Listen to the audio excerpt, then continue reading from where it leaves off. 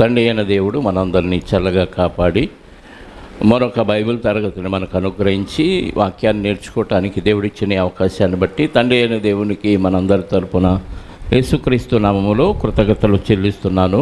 చిన్న ప్రార్థనల సహాయాన్ని నేను కూడా కోరుకొని వాక్యాన్ని ధ్యానించాలని ఇష్టపడుతున్నాను. రాజుల చరిత్రను మనం ధ్యానం చేస్తున్నాం. దినవృత్తాంతముల 2వ గ్రంథం 14వ అధ్యాయాన్ని పూర్తి చేసుకున్నాం. అంతేనా? 15వ అధ్యాయం నుంచి ప్రారంభిద్దాం. ప్రార్థన. ప్రవేశింపరాని తేజస్సులో నివసిస్తున్న మా పరలోకపు తండ్రి, శరీరముతో మనిషి మీ తేజస్సులోనికి ప్రవేశించలేడు కనుక అక్కడికి చేరాలంటే మహిమా దేహం కావాలి కనుక ఆ దేహాన్ని మీ కుమారుడైన క్రీస్తు ద్వారా మాకు అనుగ్రహించటానికి, మేము పోగొట్టుకున్న పరిశుద్ధతను తిరిగి మాకు అనుగ్రహించటానికి యేసుక్రీస్తు వారిని కూడా మాలాంటి రక్తమాంసాలు కలిగిన దేహములోనికి పంపించి ఆయన దేహానికి విధించిన శిక్షను బట్టి మీకు స్తోత్రాలు. ఆయన ఏ పాపము చేయలేదు, కానీ మా అందరి పాపములు, దోషములు, అపరాధములు ఆయన మీద మోపి ఆయన ద్వారా మమ్మల్ని పరిశుద్ధులుగా తీర్చిన మీ అపారమైన ప్రేమను బట్టి మీకు స్తోత్రాలు చెల్లిస్తూ క్రీస్తు యేసునందున్న వారమై ఎల్లవేళలా మిమ్మల్ని స్తుతిస్తూ ఘనపరిచే ధన్యతను మాకు అనుగ్రహించారు. అందును బట్టి స్తోత్రాలు. అలాగే లేఖనాల్లోని శ్రేష్టమైన సంగతులు, ఆత్మీయమైన సంగతులు మేము నేర్చుకోవటానికి లేఖనాల పరిశోధన పేరుతో ఎన్నో సంవత్సరాలుగా ధ్యానిస్తూ ఉండగా ఇదిగోనైనా ఇప్పటికీ దినవృత్తాంతాల 2వ గ్రంథంలోనికి మమ్మల్ని ప్రవేశింపచేసి రాజుల చరిత్రను మేము ధ్యానించడానికి మీరు ఇచ్చిన అవకాశాన్ని బట్టి స్తోత్రాలు. దీనికి గాను ఎప్పటి వల్లే మీ పరిశుద్ధాత్మ సహాయాన్ని నాకు అనుగ్రహించండి. వినగలిగే చెవులు, గ్రహించగలిగే హృదయాన్ని మీ పిల్లలకు అనుగ్రహించి వాక్యానుసారంగా వాళ్ళు ఆలోచించి జీవించుటకు కృప చూపి సహాయాన్ని దయచేయమని కోరుకుంటూ మా రక్షకుడు, మా పాప విమోచకుడు నైన క్రీస్తు యేసు యొక్క రాజ్యాధికారం కలిగిన నామములో ప్రార్థించి అడిగి వేడుకొనిచున్నాను పరలోకపు తండ్రి. ఆమేన్. చేరి వచ్చిన మీ అందరికీ ప్రభు అయిన క్రీస్తు నామములో శుభములు, వందనములు. 15వ అధ్యాయము దినవృత్తాంతముల 2వ గ్రంథం. ఆ కాలమున దేవుని ఆత్మ ఒదేదు కుమారుడైన అజర్యా మీదికి రాగా అతడు ఆసాను ఎదుర్కొనబోయి ఇలాగూ ప్రకటించెను.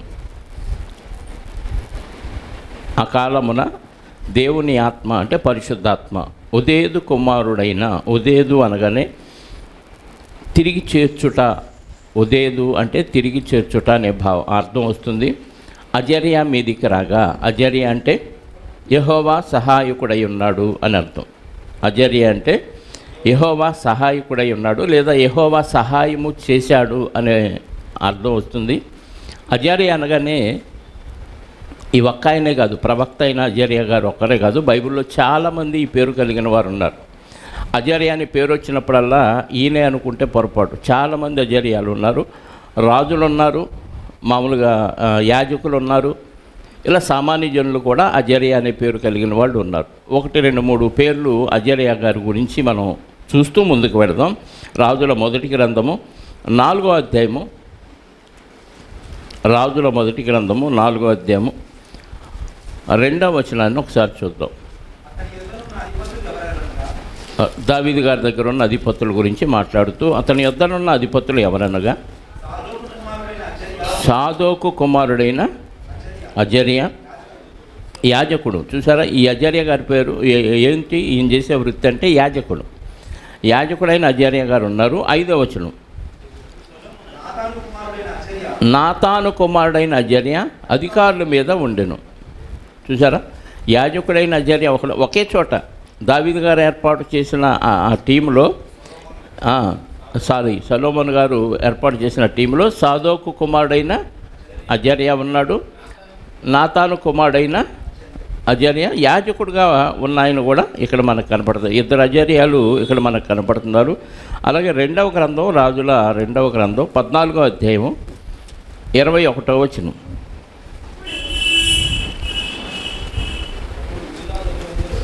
రెండవ గ్రంథం 14వ అధ్యాయము.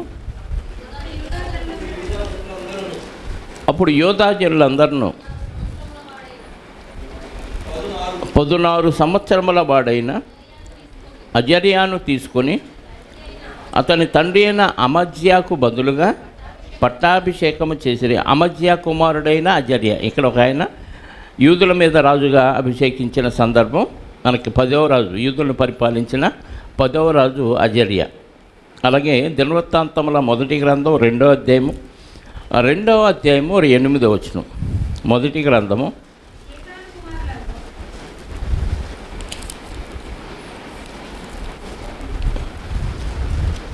2వ అధ్యాయము 8వ వచనం. యోతాము కుమారులలో అజర్యాను ఒకడు ఉండెను. ఇక్కడ ఒక అజర్య కనపడుతున్నాడు. ఇంకా చాలామంది అజర్యాలు ఉన్నారు. అందరం తీసుకుంటూ పోతే సమయం సరిపోదు. మనకి చెరలోనికి వెళ్ళిపోయిన యూదుల్లో 4 బాగా తెలుసు మనకి. వాళ్ళల్లో దానియేలు గారు, షడ్రకు, మెషక్కు, అబేద్నెగో. వీళ్ళల్లో ఒక ఆయన పేరు అజర్య. ఒకసారి చూడండి, దానియేలు గ్రంథం 1వ అధ్యాయము 6వ వచనం. దానియేలు గ్రంథం 1వ అధ్యాయము 6వ వచనం. యూదుల్లో నుండి దానియేలు, అనన్య, మిషాయేలు, అజర్య అనువారు వీరిలో ఉండి. ఎవరికి పెట్టారు? అజర్యాకి ఏం పేరు పెట్టారు? అబేద్నెగో. అజర్యాకు అబేద్నెగో అని పేరు పెట్టారు. మనకి షడ్రకు, మెషక్, అబేద్నెగోలే తెలుసు కదా. దానియేలు గారి పేరు యాజిటీజ్గా ఉంది. వాస్తవంగా ఆయన పేరు కూడా మారింది, కానీ అదే పేరు మనం ఎక్కువగా జ్ఞాపకం చేసుకుంటాం. అంటే ఈ చెరపట్టబడిన యూదుల్లో కూడా ఒక అజర్య ఉన్నట్టుగా మనకు అర్థమవుతుంది. కాబట్టి ఇక్కడ మనం చదువుతున్నప్పుడు దేవుని ఆత్మ ఎవరి మీదకి వచ్చిందంటే ప్రవక్త అయిన అజర్య గారి మీదకి వచ్చింది. దినవృత్తాంతాలు 2వ గ్రంథం 15వ అధ్యాయంలోకి వచ్చేయండి. మళ్ళీ ఆ కాలమున దేవుని ఆత్మ ఉదేదు కుమారుడైన అజర్య మీదకి రాగా అతడు ఆసాను ఎదుర్కొనబోయి ఇలాగూ ప్రకటన. ఆసా ఎవరు? యూదులను పరిపాలించిన రాజు. ఆసాను ఎదుర్కొనబోయి ఇలాగ ప్రకటించాను. ఏమని? ఆసా, యోధావారులారా, బెన్యామీనులారా, మీరందరూ నా మాట వినుడి. మీరు యెహోవా పక్షపు వారైన ఎడల ఆయన మీ పక్షమున ఉండును. మీరు ఆయన యొద్ద విచారణ చేసిన ఎడల ఆయన మీకు ప్రత్యక్షమగును. మీరు ఆయనను విసర్జించిన ఎడల ఆయన మిమ్మును విసర్జించును. ఏం చెప్పాడు? ఆయన పక్షంగా ఉంటే ఆయన మీ పక్షంగా ఉంటాడు. ఆయన వదిలిపెడితే ఆయన మిమ్మల్ని. ఇదే ప్రథమ చెప్పటం ఇశ్రాయేలీలకి చాలాసార్లు దేవుడు ఈ విషయాన్ని జ్ఞాపకం చేస్తూనే ఉన్నాడు. ఉదాహరణకి ఇదే దినవృత్తాంతాల గ్రంథం 7వ అధ్యాయము 14వ వచనం నుండి చదవండి ఒకసారి. 7వ అధ్యాయము 14 నుంచి. నా పేరు పెట్టబడిన నా జనులు తమను తాము తగ్గించుకొని ప్రార్థన చేసి నన్ను వెదకి తమ చెడు మార్గములను విడిచిన ఎడల ఆకాశము నుండి నేను వారి ప్రార్థనను విని వారి పాపములను క్షమించి వారి దేశమును స్వస్థపరుచుదును. అంటే మీరు నా మాట వింటే నేను మీ మాట వింటానని అర్థం. ఈ స్థలమందు చేయబడు ప్రార్థన మీద నా కొలు దృష్టి నిలుచును, నా చెవులు దాన్ని ఆలకించును. నా పేరు ఈ మందిరమునకు నిత్యము ఉండునట్లుగా నేను దాన్ని కోరుకొని పరిశుద్ధపరిచితిని. నా దృష్టియు నా మనస్సును నిత్యము దాని మీద ఉండును. ఇవన్నీ మనం చదివితే మీరు నా మాట వింటే నేను మీ మాట వింటాను, మీరు నా వైపు తిరిగితే నేను మీ వైపు తిరుగుతాను అని చెప్పాడు. అలాగే ద్వితీయోపదేశకాండం 20వ అధ్యాయము 1 నుంచి 4 వచనాలు. ఆజ్ఞల్లో కూడా వాళ్ళకి చెప్పిన మాట, వాళ్ళకి మోషే గారి ద్వారా ఇచ్చిన ధర్మశాస్త్రంలో మీరు మీ శత్రువులతో యుద్ధమునకు పోయి రథములను మీకంటే విస్తారమైన జలములు చూచినప్పుడు వారికి భయపడవద్దు. ఐగుప్తు దేశంలో నుండి నిన్ను రప్పించిన నీ దేవుడైన యెహోవా నీకు తోడై ఉండును. అంతేకాదు మీరు యుద్ధములకు సమీపించినప్పుడు యాజకుడు దగ్గరకు వచ్చి ప్రజలతో ఇలాగో చెప్పవలను, ఇశ్రాయేలులారా వినుడి, నేడు మీరు మీ శత్రువులతో యుద్ధము చేయుటకు సమీపించుచున్నారు. మీ హృదయంలో జంకనీయకుడి, భయపడకుడి, వణకకుడి, వారి ముఖము చూసి బెదరకుడి. మీ కొరకు మీ శత్రువులతో యుద్ధము చేసి మిమ్మును రక్షించువాడు మీ దేవుడైన యెహోవాయే. అంటే ప్రతి సందర్భంలో మనకి సార్వత్రికంగా అర్థమవుతుంది విషయం ఏంటంటే, దేవుణ్ణి మనం ఎంత ప్రేమిస్తామో దేవుడు మనల్ని అంత ప్రేమిస్తాడు. దేవుడికి మనం ఎంత సమీపంగా ఉంటామో దేవుడు మనకి అంత సమీపంగా ఉంటాడు. ఇది ప్రతి తరములో దేవుడు వారికి జ్ఞాపకం చేస్తూనే ఉన్నాడు. ఇక్కడ అజర్యా గారు వచ్చి ఆసా గారికి ఈ విషయం జ్ఞాపకం చేస్తున్నారు. ఆసా అంటే యూదులు పరిపాలించిన 10వ రాజు కాబట్టి ఆయనకి ఈ విషయాలు జ్ఞాపకం చేస్తున్నాడు. ఇంకా చూడండి, ఇర్మియా గ్రంథం 29వ అధ్యాయము 12 నుంచి 14 వచనాలు. ఇర్మియా గ్రంథం 22వ అధ్యాయము. మీరు నాకు మొర్రపెట్టుదురేని, మీరు నాకు ప్రార్థన చేయొచ్చు వచ్చుదురేని, నేను మీ మనవి ఆలకింతును. మీరు నన్ను వెతికిన ఎడల,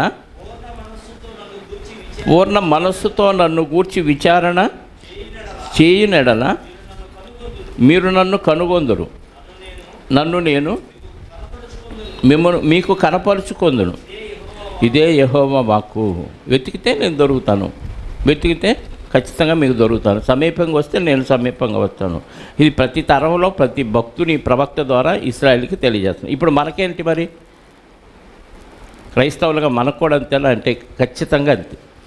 మనం దేవునికి ఎంత విధేయులుగా ఉంటామో అంత దేవుడు మనకు సమీపంగా ఉంటాడు.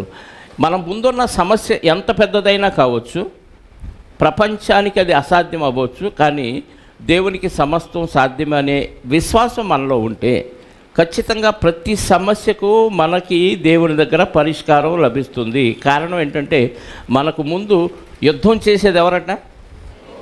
యెహోవా. అంటే దేవుడే తన దూతలను పంపించి యుద్ధం చేయిస్తాడు. కాబట్టి ఇది మానవులుగా ఆలోచిస్తే మనకు అసాధ్యమే.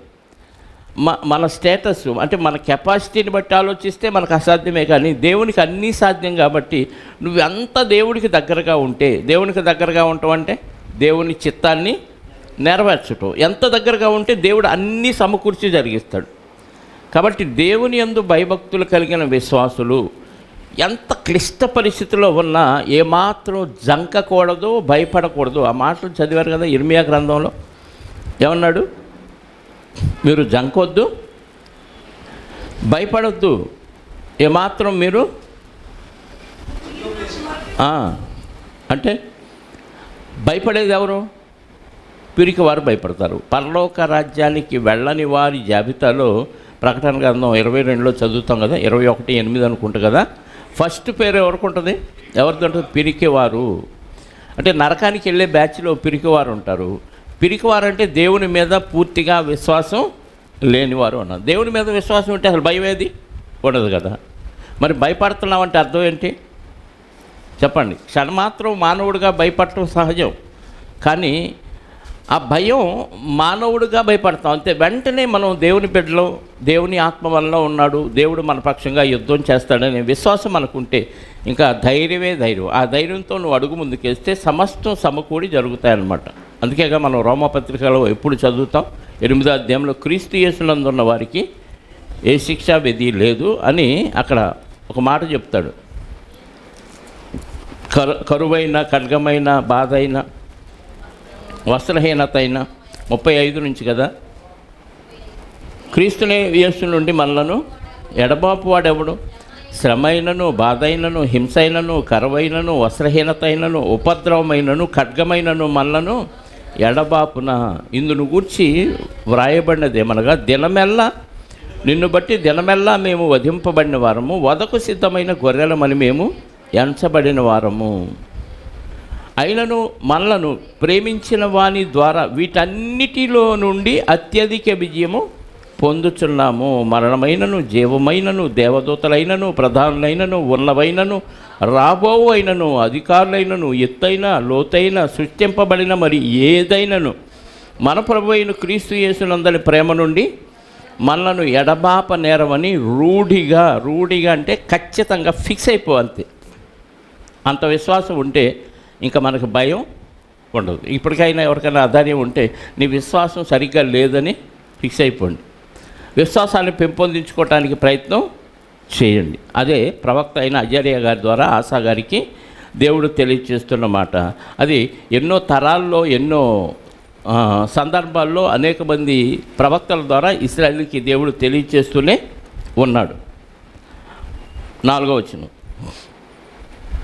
3వ వచనం, నిజమైన దేవుడును ఉపదేశము చేయు యాజకులైనను ధర్మశాస్త్రమైనను చాలా దినములు ఇశ్రాయేలుకు లేకుండా పోవును. అంటే భవిష్యత్తు చెప్తున్నాడు.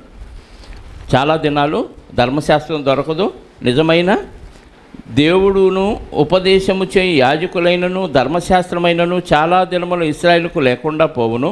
తమ శ్రమయందు వారు ఇశ్రాయేలు దేవుడైన యెహోవా యొద్దకు మళ్ళుకొని ఆయనను వెతికినప్పుడు ఆయన వారికి ప్రత్యక్షమయ్యను. వెతికితే మళ్ళీ ప్రత్యక్షమవుతాడు. ఆ కాలములలో దేశముల కాపురస్తులందరిలోనూ గొప్ప కల్లోలములు కలిగాను కనుక తమ పనిపాటలు చక్కబెట్టుకొనుటకై తిరుగులాడి వారికి సమాధానము లేకుండెను. దేవుడు జనములను సకల విధములైన బాధల్లోనూ శ్రమపరిచెను గనుక జనమును పట్టణమును పాడు చేసెను. కాగా మీరు బలహీనులు కాక ధైర్యం వహించుడి, మీ కార్యము సఫలమగును. ఏమొచ్చింది వాళ్ళకి? యెరూషలేములో కాపురం ఉన్న వారందరిలో ఏమొచ్చిందంట? గొప్ప కల్లోలములు కలిగెను కనుక తమ పనిపాటలు చక్కబెట్టుకొనుటకై తిరుగులాడి వారికి సమాధానం. అంటే పని చేసుకొని అన్నీ చూసుకునే దానికే వాళ్ళకి సమాధానం లేదు. అంటే ఎన్ని చేస్తున్నా పని మిగిలే ఉంటుంది, రెస్ట్ లేదు, మనసు ప్రశాంతంగా లేదు. ఎందుకు? ధర్మశాస్త్రం దూరమైంది, ప్రవక్తల ప్రవచనాలు వారికి దూరమైపోయినాయి. కాబట్టి అలాంటి పరిస్థితి వాళ్ళకు వచ్చినప్పుడు దేవుడు చెప్తున్న మాట ఏంటంటే, దేవుడు జనములను సకల విధములైన బాధల్లోనూ శ్రమపరిచెను గనుక జనమును పట్టణమును పాడు చేసి, జనాన్ని పాడు చేశారు, పట్టణం ఇంకో పట్టణాన్ని పాడు చేస్తే, కాగా మీరు బలహీనులు కాక ధైర్యం వహించుడి, మీ కార్యము సఫలం. ఎవరికి చెప్తున్నాడు? యూదులకి చెప్తున్నాడు ఈ మాట, ప్రవక్త అయిన అజర్యా గారి ద్వారా. 8వ వచనం, ప్రవక్త అయిన ఒదేదు ప్రవచించిన ఈ మాటలు ఆసా వినినప్పుడు ధైర్యము తెచ్చుకొని యోదా బెన్యామీనీల దేశములంతటి నుండి ఎఫ్రాయిముల మన్యములో తాను పట్టుకొన్న పట్టణములలో నుండి హేయములైన విగ్రహములన్నిటినీ తీసివేసి యెహోవా మంటపము ఎదుట నుండి యెహోవా బలిపీఠమును మరలా కట్టించి యోదా వారందరినీ బెన్యామీనీలందరినీ ఎఫ్రాయిము మనష్షే షిమ్యోను గోత్రములలో నుండి వచ్చి వారి మధ్య నివసించు పరదేశులను సమకూర్చెను. యూదులంటే యూదులు పరిపాలిస్తున్న రాజు ఆసా. ఎవరెవరున్నారు? యోధా గోత్రం వాళ్ళు ఉన్నాడు, నెక్స్ట్ బెన్యామీను గోత్రం వాళ్ళు ఉన్నారు. కానీ ఈ ఆసా గారి ఏలుబడిలో ఒక విచిత్రం జరిగింది. ఇశ్రాయిల్లో ఉన్న కొన్ని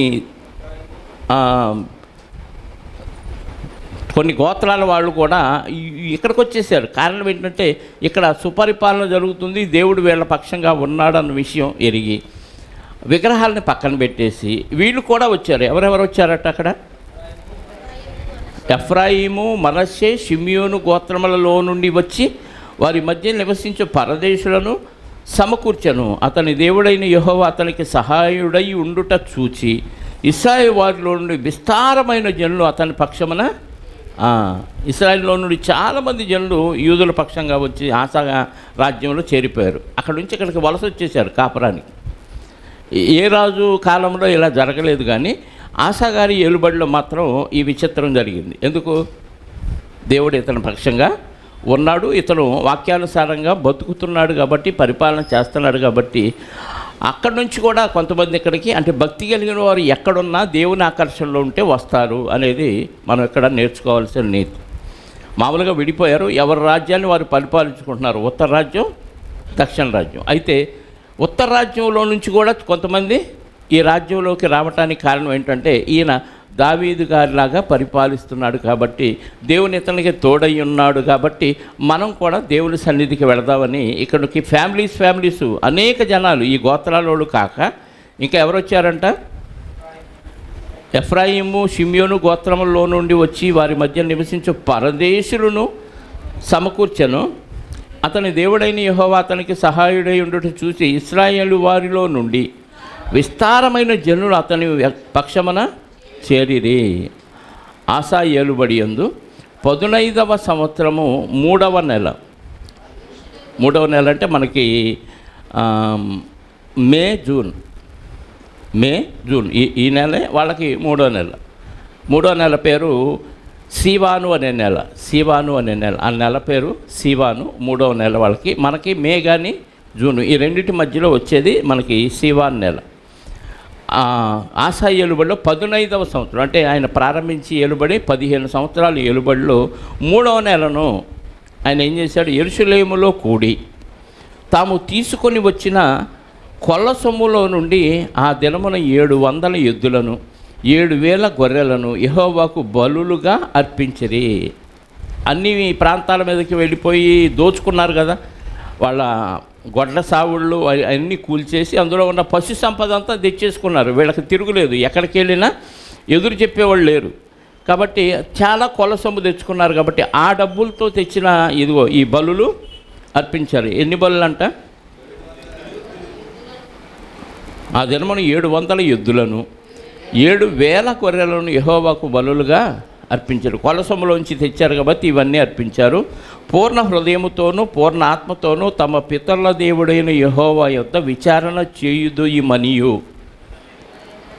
పిల్లలే కానీ పెద్దలే కానీ పురుషులే కానీ స్త్రీలే కానీ ఇశ్రాయేలు దేవుడైన యెహోవా యొద్ద విచారణ చేయని వారికి అందరికీ మరణము విధించుదమనియు నిష్కర్ష చేసుకొనిరి. ఎవరు చేశారు ఇది? ఆసాగారు చేయలే, ప్రజలందరూ చేసుకున్నారు. ఏమని? ఎలా ఆయన్ని సేవించాలట? పూర్ణ హృదయముతోనూ పూర్ణ ఆత్మతోనూ తమ పితరుల దేవుడైన యెహోవా యొద్ద విచారణ చేయుదుమనియు. మేమంతా చేస్తాం. ఎలా చేస్తాం? మనం బాప్తిసం అప్పుడు అనుకుంటాం ఈ మాట, ఇక నుంచి బతకటం కీస్తే చావైతే లాభం, బతికితే దేవుని కోసమే బతుకుతాను, చచ్చిపోయినా దేవుని కోసమే చనిపోతామని మనం ఆ రోజు తీర్మానం చేసుకుంటాం. కానీ ఆ తీర్మానం మనకి కొద్ది రోజుల్లోనే పాడైపోతూ ఉంటుంది. కానీ వాళ్ళు ఆ రోజు నిశ్చయం చేసుకున్నారంట. ఎవరెవరు? పిల్లలు, పెద్దలు, పురుషులు, స్త్రీలు, వీళ్ళందరూ ఆ ప్రమాణం చేశారు. ఏమని? ఎవడైనా పూర్ణ హృదయంతో పూర్ణాత్మతో విచారణ చెయ్యకపోతే దేవుని దగ్గర వాడికి మరణశిక్ష, చేయని వారికి అందరికీ మరణం విధించుదమనియు నిష్కర్ష చేసుకోండి. మేమే వాళ్ళని చంపేస్తాం. ఎవరిని? పూర్ణ హృదయంతో పూర్ణాత్మతో దేవుని దగ్గర విచారణ చేయని వారు ఎవరైనా ఉంటే మేమే వాళ్ళని చంపుతామని అందరూ ఏకాగ్రీవంగా నిష్కర్షగా తీర్మానం చేసుకున్నారంట, ప్రతిజ్ఞ చేసుకున్నారు. 14వ వచనం, వారు ఎలుగెత్తి బొబ్బలిడుచు మేళములతోనూ బోరానాదములతోనూ బేరీ ధ్వనులతోనూ యెహోవా సన్నిధిని ప్రమాణము చేసిరి. అంటే పెద్ద పెద్ద శబ్దాలు చేస్తూ ఢంకా బజాయించి అంటారు చూసారా? భేరీ ధ్వని అంటే ఒకసారి కొడితే ఎక్కువ సౌండ్లో రిపీట్ అవుతూ ఉంటుంది. భేరీ ధ్వనులతోనూ విజయభేరి మోగించండి అంటే అర్థం ఏంటంటే యుద్ధానికి వెళ్ళొచ్చినాక జయాన్ని పొందితే పెద్ద ఢంకా బజాయిస్తారు, అంటే కొడతారు. దాన్ని కొట్టగానే చాలా దూరం అది వినపడిద్ది అనమాట. అంత పెద్ద శబ్దం చేసేది విజయభేరి. అది ఢంకా బజాయించి బేరీ ధ్వనులతోనూ యెహోవా సన్నిధిని ఎలుగెత్తి బొబ్బలు ఇడుచు అంటే పెద్దగా కేకలేస్తున్నారు. ఎందుకంటే అంత దేవుడి మీద ప్రేమ, అంత దేవుని యొక్క భక్తి వీళ్ళలో బాగా. అంటే రాజును బట్టి ప్రజలు ఎలా మారిపోతారో గమనించాలి. నాయకుడు కరెక్ట్గా భక్తిగా ఉంటే ప్రజలు కూడా భక్తిగా ఉంటారు. రాజే సామెత ఉంది కదా, దూడ తల్లి చేలో మేస్తే దూడ గట్టును మేస్తుందా అని కదా. అంటే గేదె చేలో మేసింది అనుకో, దూడ ఎక్కడ మేసిద్ది? చేలోకి వెళ్ళిపోయి మేసిద్ది. గేదె ఒడ్డును మేస్తే గట్టున, దూడ చేలోకి వెళ్ళదు. ఒకడు వెళ్ళినా గేదె తీసుకొచ్చింది. కాబట్టి రాజు సరిగ్గా లేడనుకోండి భక్తిగా, పిల్లలందరూ ప్రజలందరూ పాడైపోతారు. ఆశాగారు బాగున్నారు కాబట్టి ప్రజలందరికీ మంచి భక్తిభావం పెరిగింది. ఇక్కడ అందరూ ఏకకంఠంతో, ఏక తాత్పర్యంతో, ఏక ఆత్మతో దేవునికి ఎంతో ప్రతిజ్ఞ మంచిగా చేసుకున్నట్టుగా మనకి ఇక్కడ కనపడుతుంది. ఈ ప్రమాణము చేయబడగా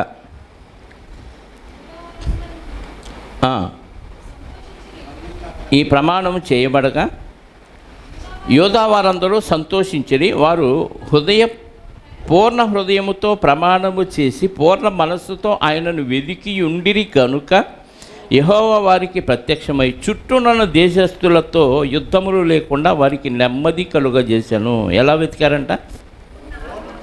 పూర్ణ ఆత్మతో పూర్ణ హృదయముతో యెహోవాను వెదకయుండిరి కనుక. ఆల్రెడీ వెతికేశాడు, అయిపోయింది, దొరికేశాడు దేవుడు వాళ్ళకి. దొరికాడు కాబట్టి దేవుడే వాళ్ళ మధ్య ఉన్నాడు కాబట్టి ఇంకా బయట ఎవడో వీళ్ళ మీదకి తొంగి చూడటానికి కూడా సాహసం చేయలే. చుట్టూ నెమ్మది వచ్చేసింది ఇక వాళ్ళకి. ఇశ్రాయేలు దేవుడు చాలా గొప్పోడు, ఆయన జోలికి వెళ్తే ఆయన ఊరుకోడు అని మొత్తానికి చుట్టుపక్కల రాజులందరికీ అర్థమైపోయింది. ఎప్పుడు ఎందుకు అర్థమైంది? వీళ్ళు ఏం చేస్తే అర్థమైంది చుట్టుపక్కల రాజులకి? పూర్ణ హృదయంతో పూర్ణ మనసుతో దేవుణ్ణి వెతికారు కాబట్టి. వెతికితే దొరుకుతాడు, వెతకని వారికే దొరుకుతాడు అన్నాడు. వెతికితే ఇంకా దొరుకుతాడు. ఆయన దొరికాడు కాబట్టి దేవుడు నీ పక్షంగా ఉంటే ఇంకా నీకు విరోధి ఎవడు ఉండడు, నిన్నెవ్వడూ ఏం చేయలేడు. కాబట్టి చుట్టుపక్కల రాజులందరూ సైలెంట్ అయిపోయారు. కారణం వీళ్ళ దేవుడు చాలా గొప్పోడు. ఎందుకు గొప్పోడుగా అందరికీ తెలిసిపోయింది. మనంత గొప్ప దేవుడు కలిగిన ఇశ్రాయేలీని ఇతర రాజులు వచ్చి ఎందుకు ఓడించారంటే వాళ్ళు దేవుడిని వెతకలేదు కాబట్టి. వీళ్ళు చెరలోకి వెళ్ళటానికి కారణం ఏంటి? దేవుడు గొప్పోడే ఎప్పుడు, కానీ వీళ్ళు దేవునికి దగ్గరగా లేరు కాబట్టి దేవుడు వాళ్ళకి పర్మిషన్ ఇచ్చాడు. దేవునికి మనం దగ్గర అయితే దేవుడు మనకు దగ్గర అవుతాడు.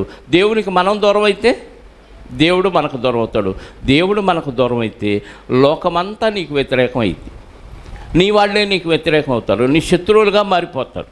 కాబట్టి దేవుణ్ణి స్నేహితుడిగా కలిగి ఉంటే సమస్తం సమకూడి జరుగుతాయి అనేది అప్పటి నుంచి మనం నేర్చుకుంటున్న విషయం. ఓకే, 15వ వచనం. ఈలాగు ప్రమాణం చేయబడగా యోధావారందరూ సంతోషించి వారు పూర్ణ హృదయముతో ప్రమాణము చేసి పూర్ణ మనసుతో ఆయనను వెదికి ఉండిరి గనుక యెహోవా వారికి ప్రత్యక్షమై చుట్టూ ఉన్న దేశస్థులతో యుద్ధము లేకుండా వారికి నెమ్మది కలుగజేశాను. మరియు ఆయన తల్లి అయిన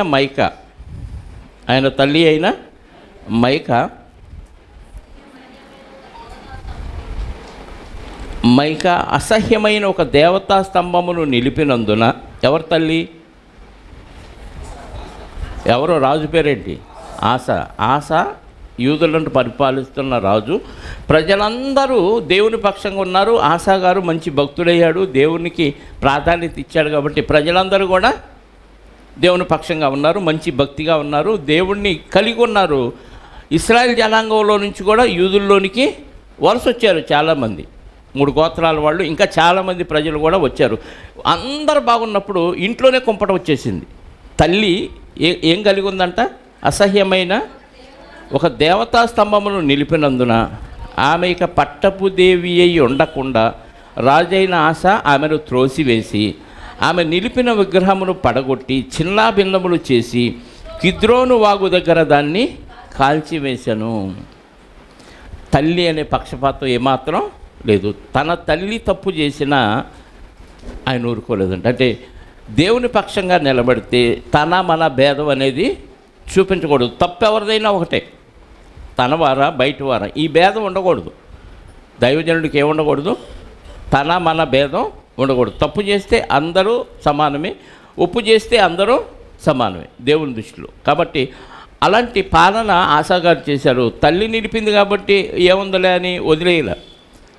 ఆ స్తంభాన్ని చిన్నాభిన్నాలు చేసి కలిపేసి ఆమెకే ఏ పోస్ట్ తీసేశాడు? పట్టపు దేవి. అంటే రాజుగారి తల్లి, రాజుగారి పక్కన సింహాసనం వేసి కూర్చోబెడతారు. తల్లి కాబట్టి, రాజుగారి తల్లి కాబట్టి ఆ గౌరవం ఆమెకి దక్కింది. ఇప్పుడు ఆ సీటు పోయింది, ఆమెకి తీసేశాడు. నిర్దాక్షిణ్యంగా ఆ సీట్ని తీసివేసేసాడు. ప్లస్ ఆమె నిలిపిన స్తంభాన్ని ముక్కలు చేసి ఎక్కడ కాల్చేశాడంట? కిద్రోను వాగులో దాన్ని కాల్చివేశాడు. అంటే కిద్రోను వాగు అనేది అసహ్యమైన ఈ దేవతా విగ్రహాలన్నింటినీ కాల్చి బూడిద చేసి కూల్చేసి ఒక వాగు. అది మనకి 11వ అధ్యాయంలో కూడా ఉంటుంది చూడండి. 20 నుంచి 11వ అధ్యాయము, దీనిలోనే దినవృత్తాంతాలు 2వ గ్రంథంలోనే 20. పిమ్మట అతడు అబ్షాలోము కుమార్తె అయిన మైకాను వివాహము చేసుకొనగా ఆమె అతనికి అబియాను, ఇత్తయిని, జీజాను, షెలోమితును కన్ను.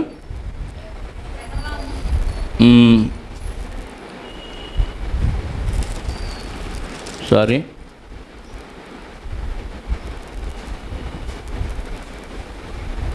ఇది కాదండి.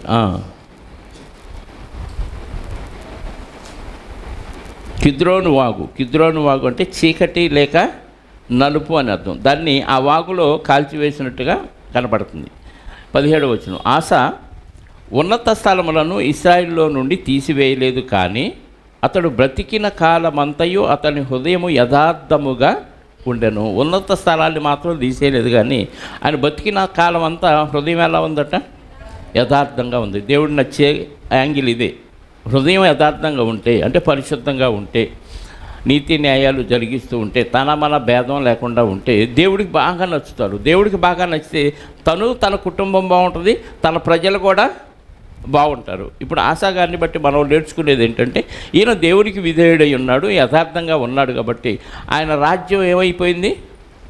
మంచిగా దేవుని భయభక్తులతో పెరుగుతుంది. కాబట్టి ప్రజలు కూడా మారిపోయారు. ప్రజలు కూడా పూర్ణ హృదయంతో పూర్ణాత్మతో దేవుణ్ణి వెతికి పట్టుకుని దేవుణ్ణి కలిగి ఉన్నారు. కాబట్టి రాజును బట్టి ప్రజలను బట్టి కూడా రాజ్యం స్థిరపరచబడింది. చుట్టూ ఉన్న రాజ్యాలు ఎవరు వీళ్ళ మీదకి కన్నెత్తి చుట్టానికి కూడా ధైర్యం చేయలేకపోయారు. కారణం, వీళ్ళు దేవుణ్ణి కలిగి ఉన్నారు.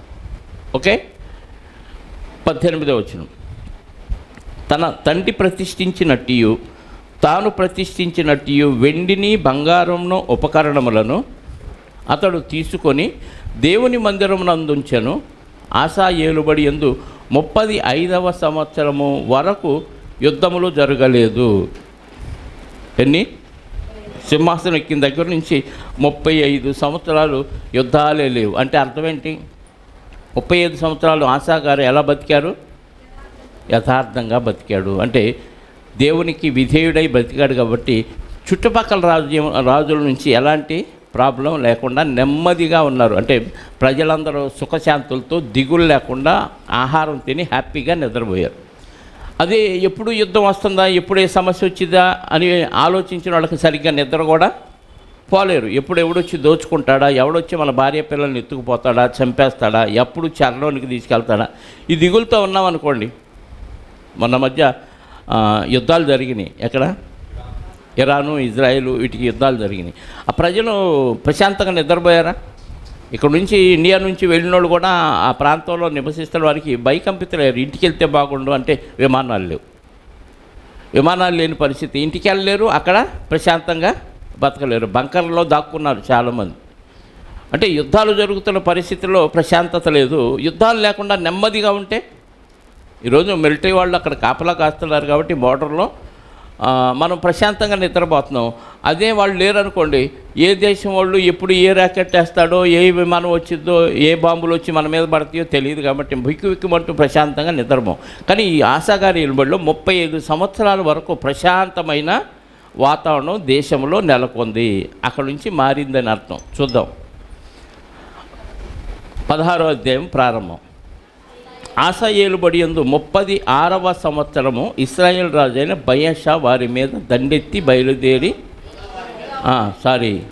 యోధా వారి మీద దండెత్తి బయలుదేరి యోధారాజైన ఆసా యొద్దకు రాకపోకలు జరగకుండా రామాను కట్టింపగా, రామా అనే పట్టణాన్ని కట్టించారు. ఇప్పుడు క్రీస్తు పూర్వం 909 నుంచి 886 వరకు ఈయన పరిపాలన జరిగింది.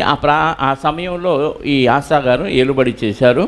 ఈ విషయం అంతా మనకి రాజుల మొదటి గ్రంథం 15వ అధ్యాయము నుంచి 33 నుంచి 16వ అధ్యాయము 9వ వచనం వరకు ఈ విషయాలన్నీ ఉంటాయి. ఎవరు? ఆసా గారి పరిస్థితి. ఈ రాజు బయషా యోధా వారి మీద దండెత్తి బయలుదేరి యోధారాజు అయిన ఆసా యొద్దకు రాకపోకలు జరగకుండా రామా అనే పట్టణాన్ని కట్టించాడు. ఆసా యెహోవా మందిరమందును రాజనగరనందును ఉన్న బొక్కసములలోని వెండి బంగారములను తీసి దమస్కులో నివాసము చేయు సిరియా రాజుకు బెన్హదదునొద్దకు దూతల చేత పంపించి, ఏమంటే ఆసా గారు 35 సంవత్సరాల పరిపాలన వరకు ఎలా ఉన్నారు? దేవుడి మీద ఆధారపడ్డాడు. ప్రతి విషయం దేవుడికి ప్రార్థన చేస్తున్నాడు. ప్రజలను కూడా దేవుని వైపు మళ్ళించాడు. చాలా బాగుంది. కానీ 36వ సంవత్సరాన పరీక్ష కోసం పంపించాడో దేవుడు, ఎందుకు పంపించాడో తెలియదు. కానీ ఆసా మీదకి ఎవరు వచ్చారు? బయషా రాజు, ఇశ్రాయేల్ రాజు, అంటే పొరుగు రాజే, ఉత్తర రాజ్యమైన ఇశ్రాయేల్ రాజు బయషా యుద్ధానికి వచ్చాడు. అప్పటిదాకా వాళ్ళు కూడా రాలేదు. అప్పటిదాకా 35 సంవత్సరాల పరిపాలన ఎవరు రాలేదు. కానీ తన సహోదరులైన ఇశ్రాయేలు రాజు బయషా యుద్ధానికి వస్తే అప్పుడు ఏం చేయాలి? ఆసా గారు ఏం చేయాలి? దేవుడి దగ్గర విచారణ చేయాలి, దేవుడిని ఆశ్రయించాలి. సహోదరుల మీద యుద్ధానికి వెళ్ళొద్దన్నవయ్యా, మరి వాళ్ళే వచ్చారు, నేనేం చేయాలి అని దేవుడి దగ్గర విచారణ చేయాలి. కానీ దేవుడిని పక్కన పెట్టి ఎవరిని ఆశ్రయించారు? బెన్హదద్ అనే రాజుని, సిరియా రాజు అయిన బెన్హదదుని ఆయన ఆశ్రయించడం జరిగింది. అంటే అన్యరాజుని ఆశ్రయించడం అనేది దేవుడికి అవమానం, నచ్చలేదు. ఈ బెన్హదద్ అనగానే ఈయన మొట్టమొదటి బెన్హదదు, ముగ్గురు బెన్హదదులు ఉంటారు, ఒక్కళ్ళే కాదు. ఈ బెన్హదదులు అనేవాళ్ళు ముగ్గురు ఉంటారు. ఆ ముగ్గురులో మొదటి ఆయన ఈయన ఆశ్రయించాడు. ఈయన ఆశ్రయించినప్పుడు నా తండ్రికి నీ తండ్రికి కలిగి ఉన్నట్లు నాకును నీకును సంధి కలిగి ఉన్నది, వెండిని బంగారమును నీకు పంపి ఉన్నాను. ఇశ్రాయేలు రాజైన బయషా నన్ను విడిచి అవతలికి పోవునట్లుగా నీవు అతనితో చేసి ఉన్న సంధిని భంగము చేయమని వర్తమానము చేశాను. అంటే ఆల్రెడీ ఇశ్రాయేలు రాజు, ఈ సిరియా రాజు బెన్హదదు ఏం కలిగి ఉన్నారు? సంధి కలిగి ఉన్నారు. అంటే నా జోలికి నువ్వు రావద్దు, నీ దేశం మీదకి నేను రాను, మన ఇద్దరం ఒక ఒప్పందానికి వద్దామని వడంబడిక చేసుకొని ఉన్నారు. కాబట్టి ఇప్పుడు ఈయనేమిచ్చాడు? ఆసా ఇశ్రాయేలు రాజు బంగారం వెండి ఇచ్చి, అంటే లంచం ఇచ్చి, ఇశ్రాయేలు రాజుతో నువ్వు చేసిన భంగాన్ని ప్రతిజ్ఞను సంధిని ఏం చేయాలి? వెనక్కి తీసేసుకో. అంటే నీ సపోర్ట్ ఉంటుంది. నేను ఇశ్రాయేలుతో యుద్ధం చేసినప్పుడు నీ సపోర్ట్ వాళ్ళకు ఉంటుంది కాబట్టి, సంధి చేసుకున్నారు కాబట్టి నువ్వు సైలెంట్గా ఉండు, నేను వాళ్ళతో యుద్ధం చేస్తానని లంచం ఇచ్చి సిరియా రాజుకి ఆ వడంబడికను రద్దు చేసుకోమని చెప్పాడు. బెన్హదదు రాజైన ఆసా మాట అంగీకరించి, ఎందుకు? బంగారం వెండి ఇచ్చాడు కాబట్టి అంగీకరించి తన సైన్యముల అధిపతులను ఇశ్రాయేలు వారి పట్టణముల మీదికి పంపగా వీరు ఇయోనును దానును అబెల్మాయిమును నఫ్తాలి ప్రదేశములకు చేరిన పట్టణములలోని కొట్లను కొల్లబెట్టిరి. సంధి సడన్గా మాయమైపోయింది. సంధి ఏమైంది? సడన్గా మాయమైపోయింది. ఇందులో నేర్చుకోవాల్సిన నీతి ఒకటి ఏంటంటే, 35 సంవత్సరాలు విశ్వాస జీవితాన్ని భయభక్తులతో అందరికీ సాక్ష్యంగా ఆసా గారి ఏలుబడి జరిగింది. అంటే 35 సంవత్సరాలు భక్తిని ఏమాత్రం పోగొట్టుకోకుండా కొనసాగించిన వ్యక్తి కూడా తప్పిపోయే ప్రమాదం ఉందా? ఏర్పరచబడిన వారు సైతం మోసపరచబడతారని యేసుక్రీస్తు వారు చెప్పాడండి. నేను ఇంకా ఫిక్స్ అయిపోయాను, స్థిరపడ్డాను, ఇంకా భక్తి నుంచి నేను ఏమాత్రం పక్కకి వెళ్ళనని చెప్పగలిగిన వాళ్ళు ఎవరూ లేరు మరణం వరకు. ఇది మనకు గుర్తుంటే అంతవరకు కాపాడుకున్నవాడు ఎవడో వాడే రక్షించబడిన మాట మనం ఎల్లవేళలా జ్ఞాపకం చేసుకోవాలి. ఇలాంటి రాజుల చరిత్ర మనం చూసినప్పుడు అమ్మయ్య నేను స్థిరపడ్డాను, ఇంకా నాకు ఏ డోకా లేదు, నేను ఫిక్స్, పరలోకానికి కన్ఫామ్ అని ఫిక్స్ అయ్యామనుకోండి, పొరపాటున తప్పు చేసే అవకాశాలు ఉంటాయి. మరి తెగులు ఈయనకి ఎందుకు పుట్టిందో? ఇప్పటిదాకా దేవుడిని ఆశ్రయించాను, దేవుడు నాకు ఏ కొదువు లేకుండా చూశాడు, నా రాజ్యాన్ని మంచిగా దీవించి ఆశీర్వదించాడు కాబట్టి చచ్చినంతకాలం దేవుడి మీద ఆధారపడి బతకాలనే ఆలోచన పక్కకు పోయింది. ఇశ్రాయేలు రాజు ఎప్పుడైతే ఈయన మీదకు యుద్ధానికి వచ్చేసాడో వెంటనే దేవుడిని ఆశ్రయించాల్సిన ఆశ ఏం చేశాడు? సిరియా రాజుని ఆశ్రయించే దురాలోచన వచ్చింది. అంటే దుష్టుడు కాచుకొని ఉంటాడు విశ్వాసుల పట్ల, దేవుని బిడ్డల పట్ల చెడు ఆలోచన ఇవ్వటానికి వాళ్ళు రెడీగా ఉంటాడు.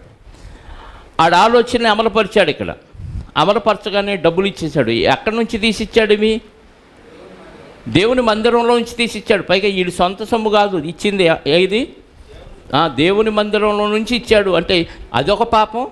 రెండోది అన్యరాజుని ఆశ్రయించడం రెండవ పాపం కదా.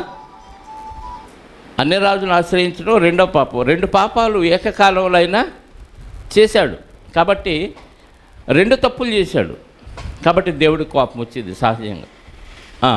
అప్పుడు సిరియా రాజు ఏం చేశాడట?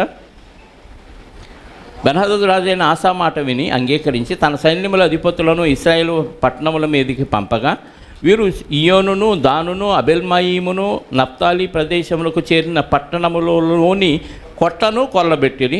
బయషా అది విని రామాను ప్రాకారములతో కట్టించుట మానివేసి తాను చేయుచున్న పని చాలించెను. వీళ్ళు వచ్చారు, యుద్ధం చేశారు, కొన్ని పట్టణాలను కొల్లబెట్టారు సిరియా రాజు వచ్చి. దాంతో ఈ ఇశ్రాయేల్ రాజు ఏం చేశాడు? ఈ కొట్టలో ఈ కడుతున్నారు, ప్రాకారాలు కట్టే పనిలో వీళ్ళు ఉన్నారు. వీళ్ళు ఉన్న సమయంలో వీళ్ళు వచ్చి ఇవన్నీ దోచుకెళ్ళారు కాబట్టి పని ఆపేశాడు. అంటే ఆ పనికి తెచ్చిన సరంజామా అంతా ఎక్కడెక్కడ వదిలేసి వెనక్కి వెళ్ళిపోయారు. వెళ్ళిపోయేసరికి అప్పుడు రాజైన ఆస యోధావారిని అందరినీ సమకూర్చెను. వీరు పోయి బయేషా కట్టించుచుండిన రామా పట్టణపు రాళ్లను దూలములను తీసుకొని వచ్చిరి. వాటితో ఆస గెబను మిస్పాను ప్రాకారపురములుగా కట్టించను. ఇశ్రాయేలు నుంచి దోచుకొచ్చిన ఆ రాళ్ళు, ఆ కట్టెలు, వాటన్నిటితో ఈయన ఏం చేశాడు? గెబను మిస్పాను అనే ప్రాకారపురాలని కట్టించాడు. 2 ప్రాకార పట్టణాలని ఈయన వాళ్ళ సొమ్ముతో కట్టించాడు. ఎవరు? ఆస. 7వ వచనం. ఆ కాలమందు దీర్ఘదర్శి అయిన హనానీ యోధారాజైన ఆసా యొద్దకు వచ్చి అతనితో ఇలాగూ ప్రకటించను. నీవు నీ దేవుడైన యెహోవాను నమ్ముకొనక సిరియారాజును నమ్ముకొంటివే. సిరియారాజు యొక్క సైన్యము నీ వశము నుండి తప్పించుకొని పోయాను. దేవుడిని ఆశ్రయించకుండా నువ్వేం చేసావు? సిరియారాజును ఆశ్రయించావు కదా, కాబట్టి సిరియా యొక్క సైన్యము నీ వశము నుండి తప్పించుకొని పోయాను. బహు విస్తారమైన రథములు, గుర్రపు రౌతులను గల కూషీయులను, లూబీయులను గొప్ప దండై వచ్చిరి కదా. అయినను నీవు యెహోవాను నమ్ముకొనినందున ఆయన వారిని నీ చేతికి అప్పగించను. అంటే గతంలో కూషీయులు, ఇంకెవరు? లూబీయులు దండెత్తి చాలా రథాలు, గుర్రాలు వేసుకొని నీ మీదకి వచ్చినప్పుడు అప్పుడు నువ్వేం చేసావు? దేవుణ్ణి ఆశ్రయించావు కాబట్టి వాళ్ళందరినీ దేవుడు తిప్పికొట్టి నీకు విజయాన్ని ఇచ్చాడు. అది జ్ఞాపకం లేదా? అర్థమైందా? వాళ్ళకంటే తక్కువ స్థాయిలో ఉన్న సిరియా రాజుకు నువ్వు ఆశ్రయించేవేంటి? ఇశ్రాయేలు రాజు నీ మీదకు యుద్ధానికి వచ్చినప్పుడు గతంలో దేవుడిని ఆశ్రయించినప్పుడు ఆయన ఎలా కాపాడాడో గుర్తులేదా? అంటే మనకు కూడా దేవుడు చేసిన మేళ్ళన్నీ మర్చిపోతాం. ఏదైనా ఒక సమస్య వచ్చినప్పుడు పక్క దౌట్లోకి వెళ్ళిపోతాం. చిలక జోస్యం అడిగేవాళ్ళు, చేతిని చూపించేవాళ్ళు, సోదరులను పిలిచి విచారించేవాళ్ళు, వాస్తు వాళ్ళని పిలిచి ఇంటికి వాస్తు చూపించుకునేవాళ్ళు, మంచి ముహూర్తాలు చూపించుకునేవాళ్ళు. ఇలాంటి దౌర్భాగ్యులు క్రైస్తవులో కూడా ఉన్నారు. మరి దేవుడిని ఆశ్రయించింది ఎక్కడ కదా? అమావాస్యలో, పౌర్ణాలు, పండగలు, మంచి రోజు, చెడ్డ రోజు ఇవన్నీ చూసేవాళ్ళు ఉన్నారంటే ఉన్నారు. మరి దేవుడే ఇవి అన్నట్టుగా ప్రవర్తిస్తున్న వాళ్ళు చాలామంది ఉన్నారు. ఇదిగో ఈ ఆశ కూడా పరిస్థితి అలాగే మారిపోయింది. ఒకప్పుడు దేవుడిని ఆశ్రయిస్తే ఎన్నో విజయాలు ఇచ్చాడు, అవి చూశాడు. 35 సంవత్సరాలైనా పరిపాలన, 35 సంవత్సరాల్లో ఓటమి లేకుండా దిగ్విజయంగా విజయకేతనాన్ని ఎగరవేస్తున్న ఆశ 36వ సంవత్సరానికి వచ్చేలాకే ఏమైందంటే తెగులు పుట్టిందంతే. అంటే విశ్వాసి ఏ క్షణానైనా పడిపోయే ప్రమాదం ఉంది. దానికి ప్రత్యేకమైన కారణాలు ఏమీ అవసరం లేదు. చిన్న కారణం చాలు మనం పడిపోవటానికి. ఆ గర్వం లేదా దేవుడి మీద విశ్వాసాన్ని కోల్పోవటం, దానివల్ల చిన్న సమస్యకు కూడా మనం ఈజీగా పడిపోయే ప్రమాదం ఉంది. బయట రాజు ఏమి రాలా ఈయన మీదకి యుద్ధానికి. ఎవరు వచ్చాడు? ఇశ్రాయేలు రాజు వచ్చాడు. వచ్చినప్పుడు వాళ్ళతో మాట్లాడితే దేవుని పేరు చెప్తే వాళ్ళు సమాధానంగా వెళ్ళిపోతారు. కానీ ఏం చేశాడు? సిరియా రాజుకి ఇశ్రాయేలు రాజుకు ఉన్న సంధిని భంగం చేసి దానికి దేవుడు సొమ్మును అప్పగించి దేవుడితో ఈయన శత్రుత్వాన్ని కొని తెచ్చుకున్నాడు. మన పరిస్థితి కూడా ఒకసారి ఆలోచించండి. దేవునికి విరోధంగా మనం ఏది చేయకూడదు. దేవుడిని ఆశ్రయించు. ఏ సమస్య వచ్చినా దేవుడిని ఆశ్రయిస్తే దేవుడు మన పక్షంగా ఉంటాడు. జనాలను ఆశ్రయిస్తే మనకేమీ ఉపయోగం లేదు. అందుకే రాజులను నమ్ముకొనుట కంటే, అధికారులను నమ్ముకొనుట కంటే యెహోవాను ఆశ్రయించుట మేలు. కాబట్టి రాజులు, అధికారులు ఈరోజు ఉంటారు, రేపు పోతారు. వాళ్ళు మనలాంటి మానవులే, వాళ్ళు చచ్చిపోతారు. కలకాలం బతికేవాడు ఎవడు లేడు, కలకాలం రాజ్య పరిపాలన చేసేవాడు కూడా ఎవడు లేడు. సదాకాలం ఉండే దేవుడు కాబట్టి అలాంటి నిత్యుడైన దేవుడిని మనం నమ్ముకోవటం అన్నిటికంటే ఉత్తమం. ఆ విషయంలో ఆశ మతి తప్పి ప్రవర్తించాడు. దానివల్ల ఏం జరిగింది? దండెత్తి వచ్చారు కదా. అయినను నువ్వు యెహోవాను నమ్ముకున్నందున ఆయన వారిని నీ చేతికి అప్పగించను. తన ఎడల యథార్థ హృదయము గల వారిని బలపరచుటక యెహోవా కనుదృష్టి లోకమందంతటా సంచారము చేయుచున్నది. ఈ విషయమందు నీవు మతి తప్పి ప్రవర్తించితివి గనుక ఇది మొదలుకొని నీకు యుద్ధములే కలుగును. నీ దీర్ఘదర్శి అట్లు ప్రకటించినందున ఆశ అతని మీద కోపగించి రౌద్రము చూపి అతన్ని బందీ గృహములో వేశాను. ఇదియుగాక ఆ సమయమందే ఆశ జనులలో కొందరిని బాధపరిచింది. దయ్యం పడితే ఇంతే. ఒక నేరం చేసామనుకోండి, దాన్ని కప్పిపుచ్చుకోవటానికి ఏం చేస్తాడు హంతకుడు?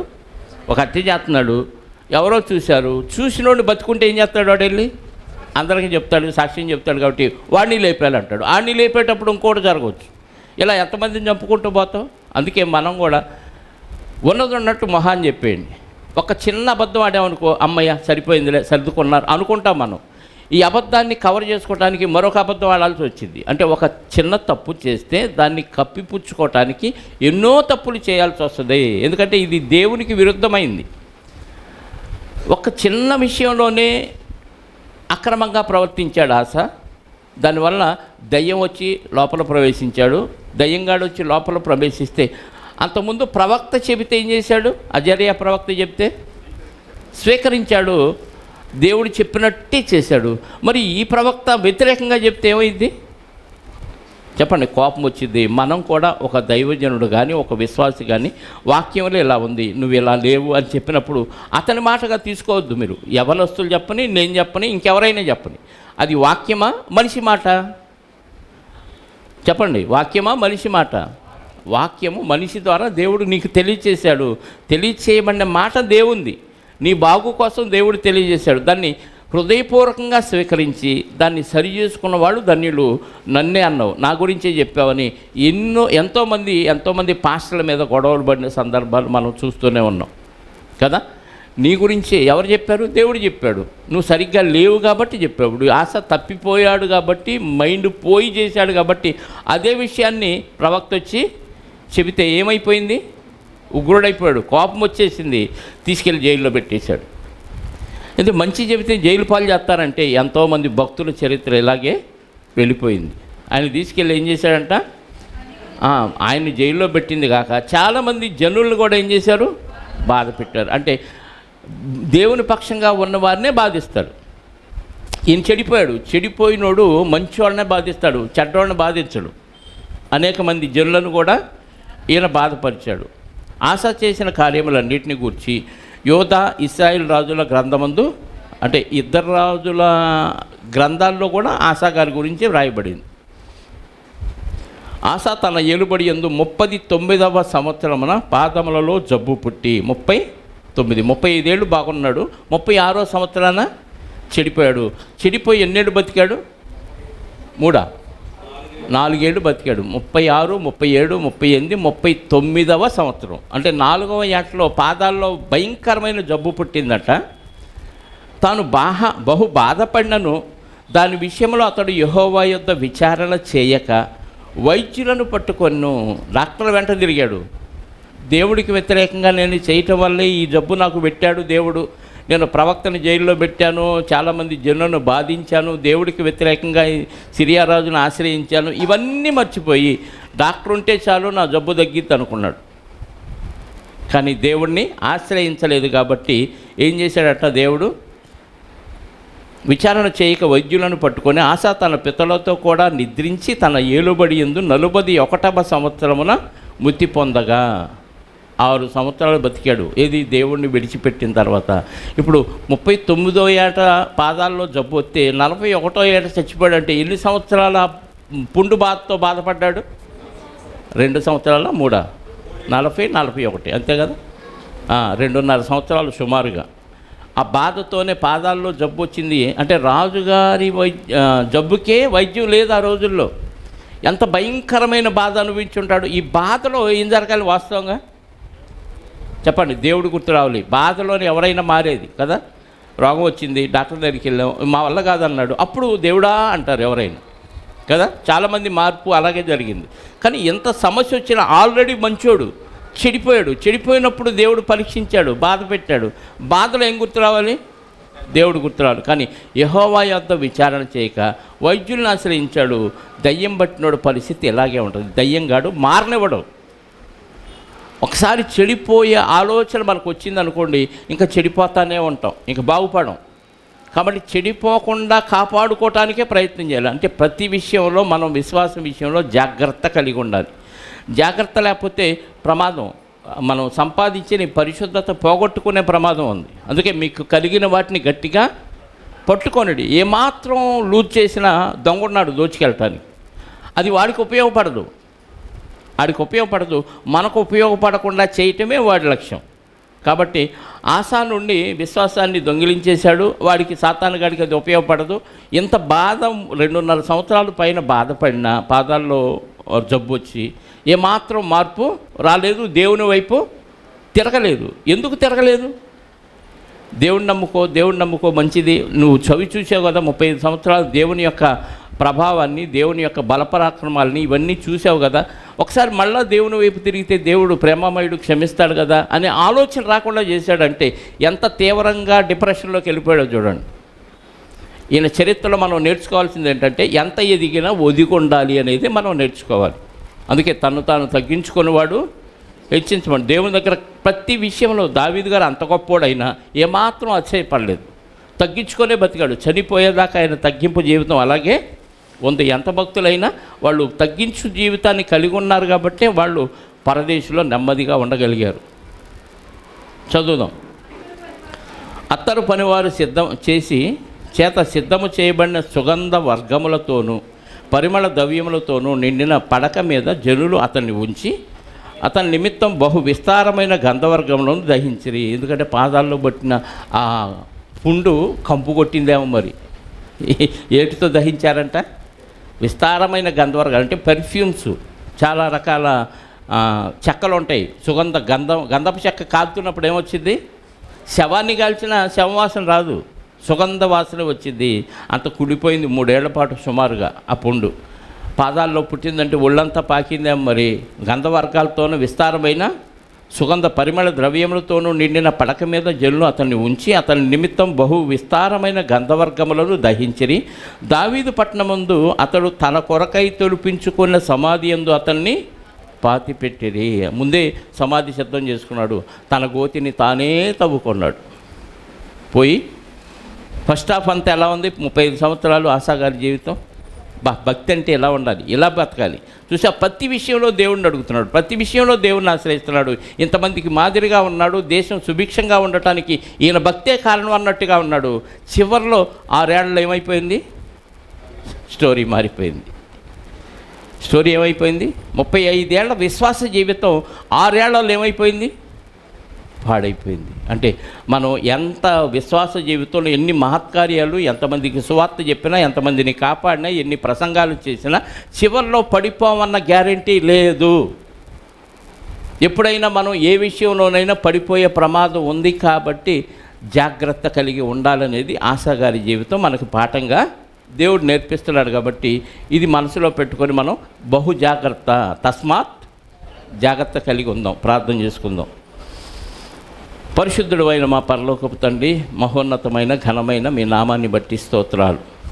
నిజంగా తండ్రి, మీకు సమీపంగా మేము వస్తే మీరు మాకు అతి సమీపంగా ఉంటారు. మిమ్మల్ని ఆశ్రయిస్తే ఏ కీడు మా గుడారాన్ని సమీపించదు.